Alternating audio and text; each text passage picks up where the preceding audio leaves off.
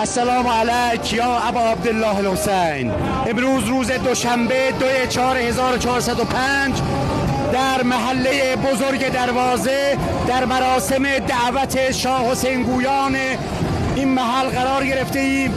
و این جمعیت پرشوری که در اینجا مشاهده می‌کنید جمعیت با فرهنگ و با شعور شهر حسینی مراغه هستند که هر سال در این مراسمات شرکت می‌کنند و با ادای احترام به اهل بیت و امام حسین در اینجا این مراسمات را برگزار می‌کنند و با دادن نذری به عزاداران حسینی پذیرایی می‌کنند. واقعا دمتون گرم، واقعا تقدیر و تشکر از تمامی جوانان